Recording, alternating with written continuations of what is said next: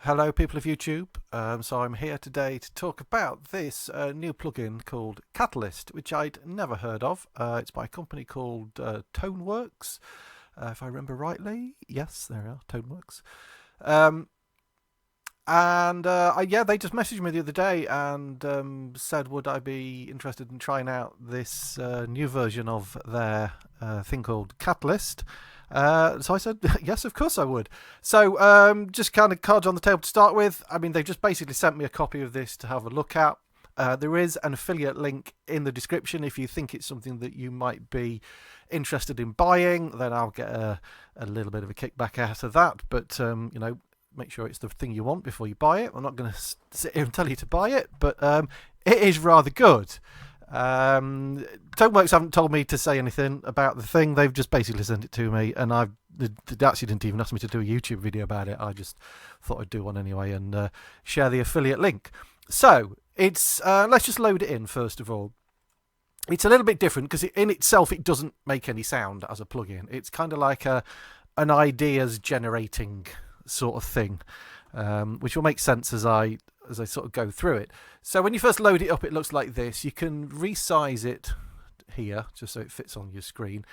I literally got this last night. I installed it last night. I've had a quick read of the manual and a little play with it, and I was very impressed with it. So I thought, well, it's sort of fresh in my mind, and I kind of know what I'm doing with it ish.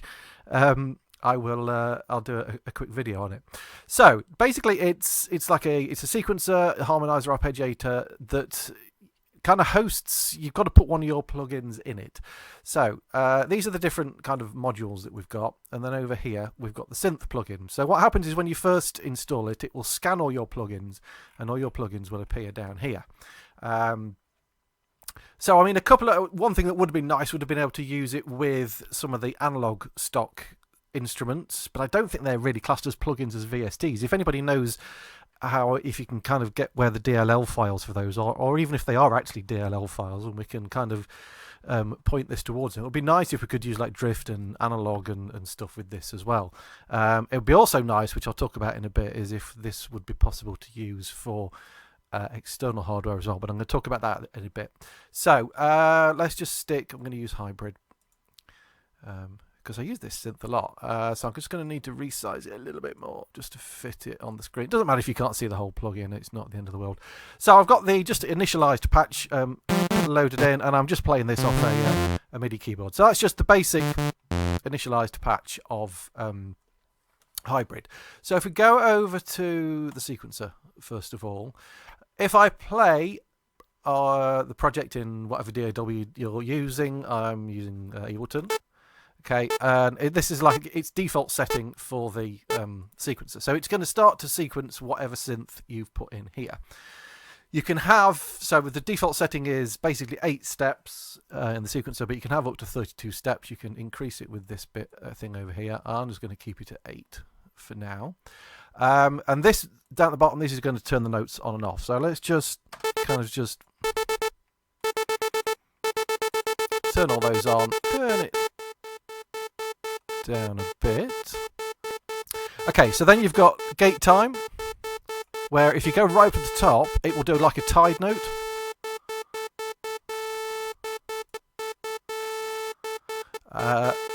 So you can hear that one's quite short there. Let's put a better sound in. I don't know, what shall we use?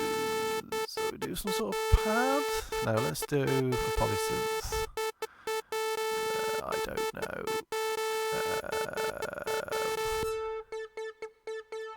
That'll do.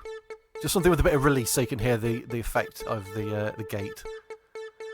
You've got velocity,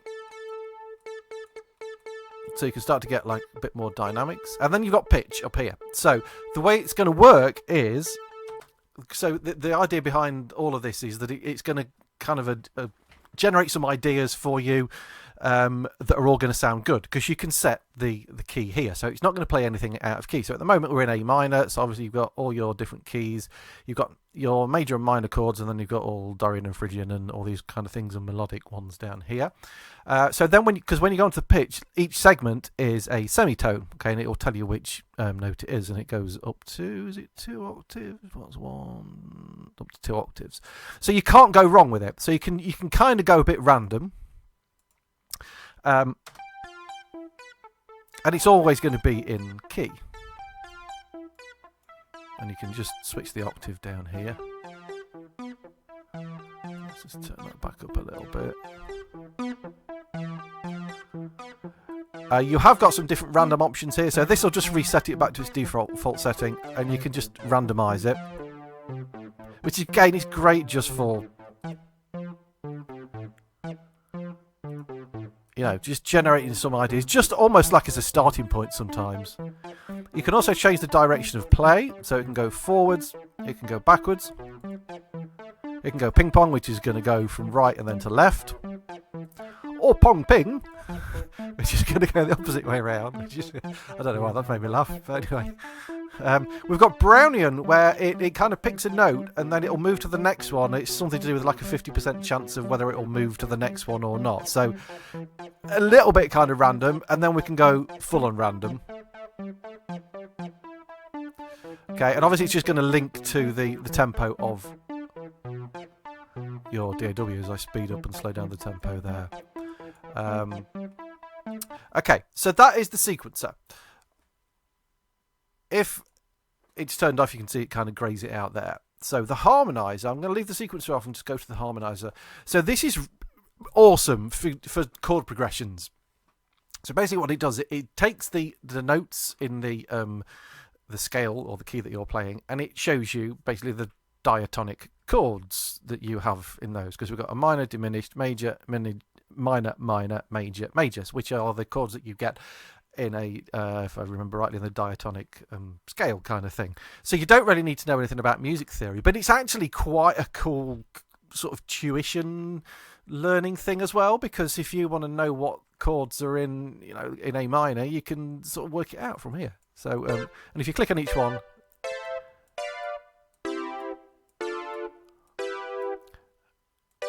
it will give you the chords. Now you can play these. If I go up the white notes on the keyboard, it will play each one for me. So if I start on A, actually no, I think it's randomly, it goes from C. It just goes from C.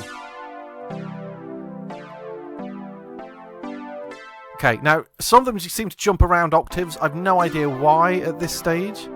But if you want to just kind of, let's just change this sound a little bit, just to get a chord progression.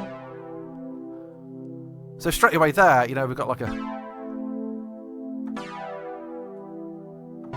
nice chord progression going. And you can add in, you can do different inversions. So first inversion, second inversion, which basically just shifts the notes that you play around in the same chord. You can add a 6th, a 7th, or a 9th. So there's a minor chord, and if we had a 6th, if we had a 7th, and a 9th. Okay, so you can got all these to play about with. And then the density is how many notes will play. So if you go right down to the bottom, it just plays 2 notes. And then it'll do 3. And then it kind of adds in extra notes down the bottom register, so you can get some really rich sounding chords without, and I'm just playing one note here on the MIDI keyboard. That's all I'm doing, just triggering it from that. You can also, let's just go back to that. You can do voicing, so we can drop the second of the note down an octave. So the second here is the C. Okay, which is here. If we drop that one down, you can see that C has now moved down an octave. You could drop the third, which is very nice. You can drop the second and the third, and you can drop the second and the fourth.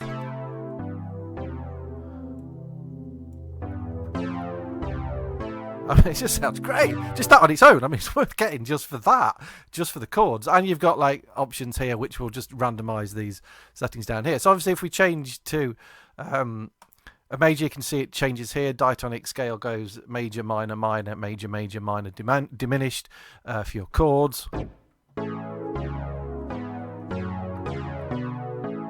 and so on. So if the sequencer's not running, you just get those one key chords. If the sequencer is running, what it does, it plays. We've got to make sure Ableton's playing. It will kind of sequence the chords for you. Again, I'm not 100% sure exactly what's happening here, but it obviously it's taking the notes from this sequencer, and whatever notes it's playing, it's going to play those chords. So you can sequence the chords from that.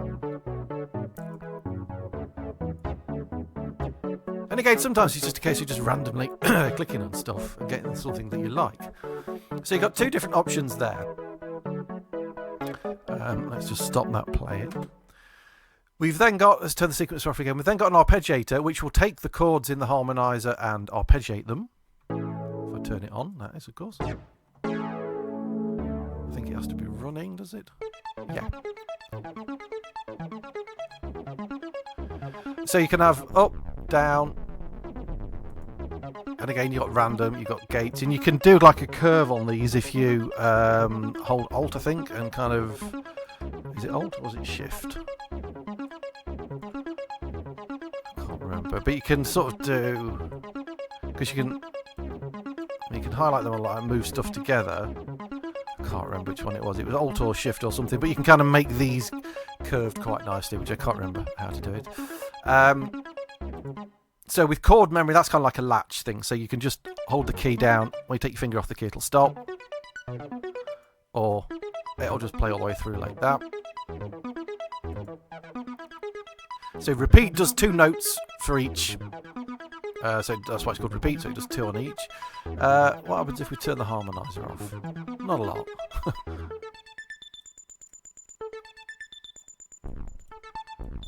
Okay, so again, I'm not 100% sure what I'm doing with some of this stuff, but yeah, okay. So let's go back, let's turn the harmonizer on again, because that's my favourite bit. Oh, just awesome. Well, let's get a sequence going. So I'm just going to reset that. Let's just take this rate down a little bit.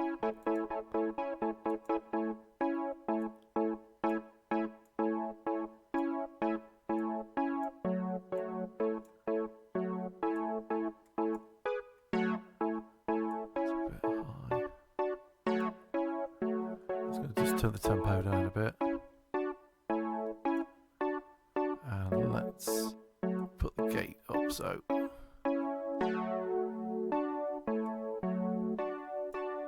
just get a little bit more sound coming out of it. Right, okay, so that's sort of okay. So in the parameters, we've got step sequences for parameters. Okay, you've got 3 different step sequences. So at the moment there's no mapping. You can just click on the mapping here and find the parameter that you want to map, which is not the best way of doing it, because you've got to go through all of these are all the parameters that can be mapped in hybrid, which is ridiculous. The easy way of doing it is go over onto your synth plugin. You can see there's no mapping on these. So if I want to map A to let's say the cutoff of part A, and then we'll map B to the resonance. Have we got anything? And let's do we'll map the resonance of part B to that one. So they're now going to appear in here. You can see there straight away they've appeared in here. So we can start then. Let's just do a random sequence.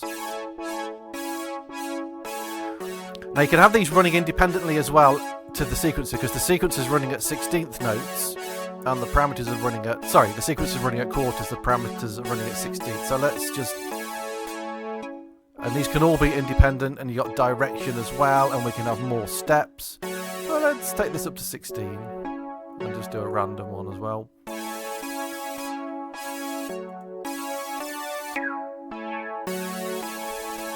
Let's do a random on. So again, you can get, let's speed it up a little bit, some nice, interesting. Okay, let's go A minor.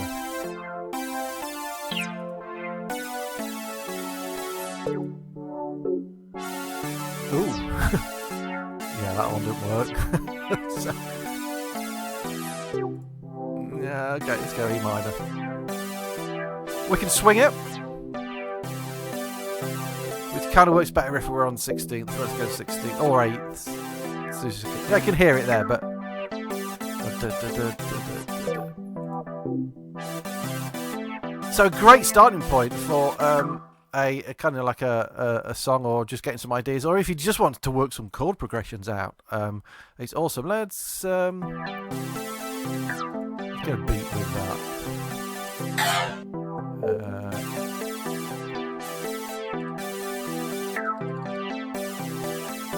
Let's just pick a drum loop at random.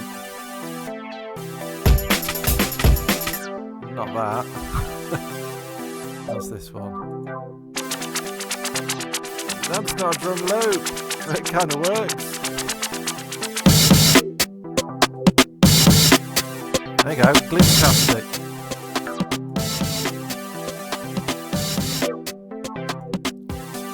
There we go, that's better. Okay, so yeah, it's not going to win any Grammys at the moment, but you can see the potential of what you can do with this. It's really cool. So we can have the resonance going slower. Let's have the cut off going really slow. And let's whack the density of these up. Nice full sound then.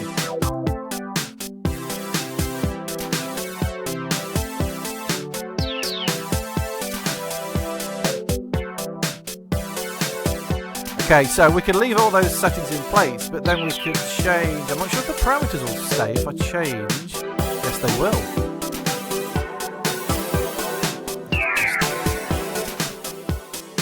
Just turn it down a little bit. So then you can scroll through your presets.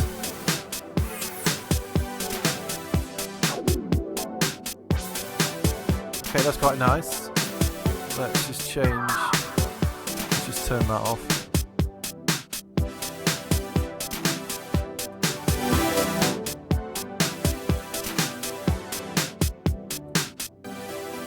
So, there we go, Catalyst. It's pretty damn good, I think.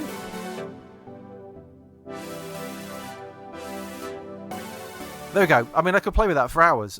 So it's yeah, just for generating some ideas if you've got a bit of writer's block or whatever, like I say, or turn the sequencer off and just get some nice chord progressions going.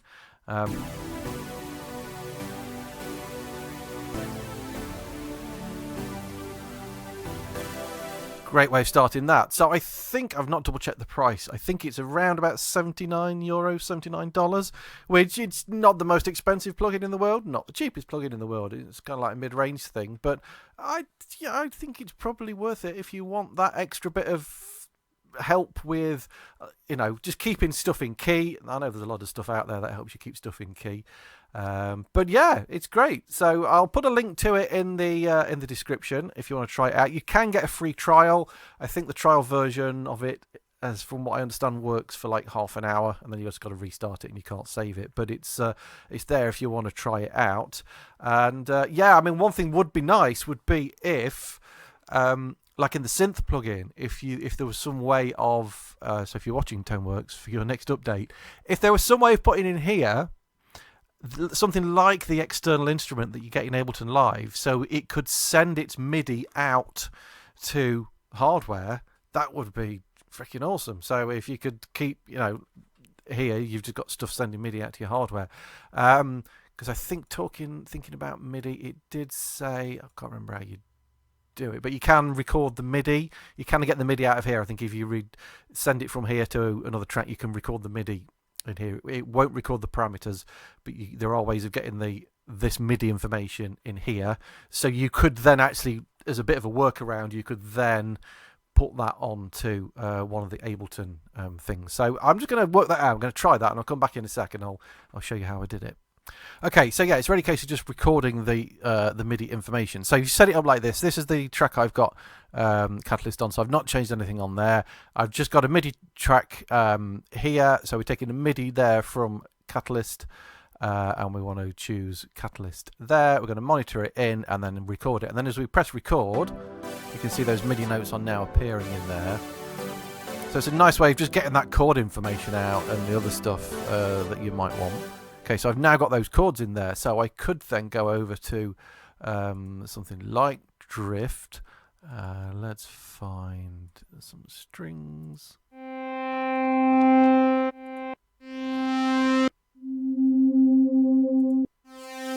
do. And then we can have those chords playing.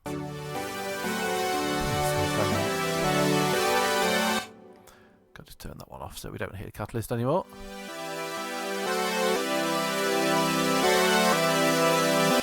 Okay, I'm just going to just delete that just so we've not got anything. And there we go, just those notes are now playing that sound from Drift.